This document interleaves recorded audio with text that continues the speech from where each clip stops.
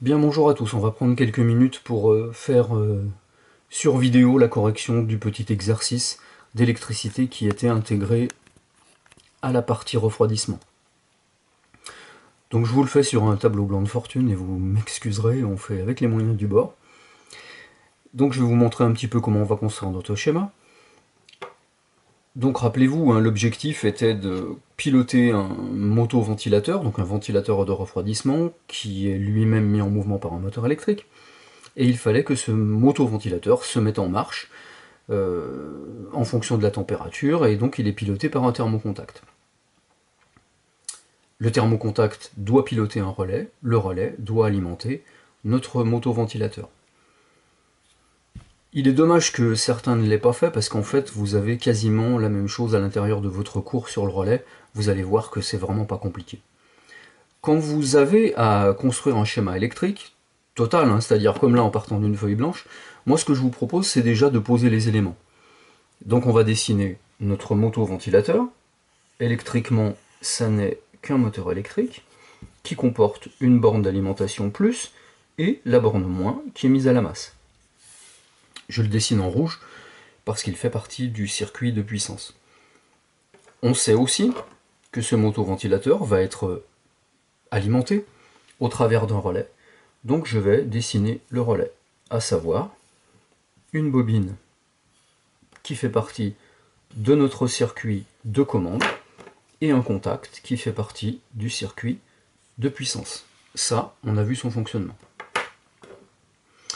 Ensuite, on va poser le thermocontact qui nous a été donné dans la documentation et la représentation du thermocontact par le constructeur était celle-ci, à savoir un contact normalement ouvert, piloté par la température.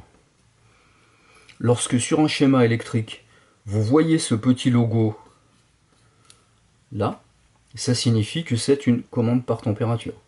Si un jour vous tombez sur ce logo là, hop, comme ça signifie qu'on a un pilotage par l'intensité.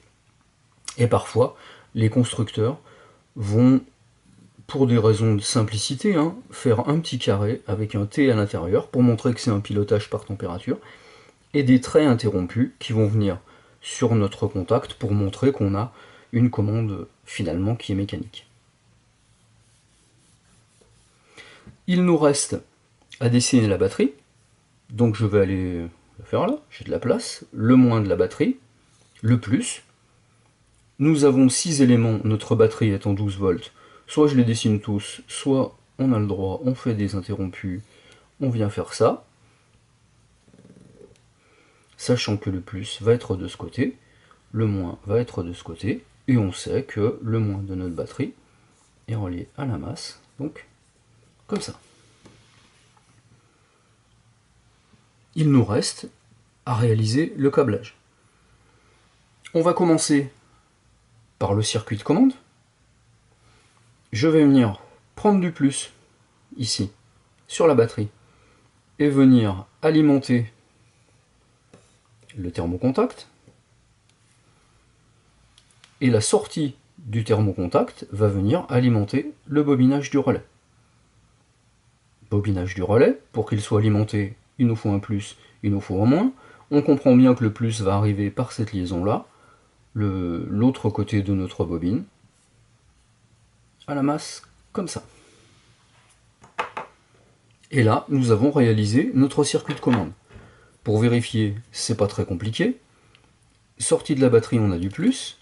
Notre thermocontact qui, lui, va se fermer à une certaine température.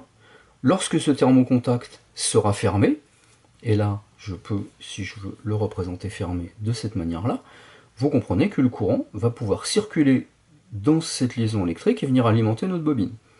La bobine étant reliée à la masse, on a du courant qui circule, le courant au travers de la bobine est transformé en champ magnétique, et de cette manière-là, le contact interne de notre relais va se fermer. Je viens le remettre dans sa position de repos, et il nous reste à câbler le circuit de puissance, qui là, vous le voyez, va vraiment être pas compliqué à faire, hein.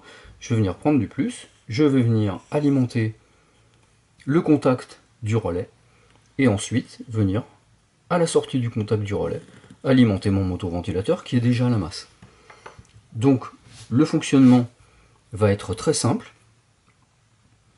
Lorsque le radiateur aura atteint la température maximale, le contact sous l'effet de la température va se fermer.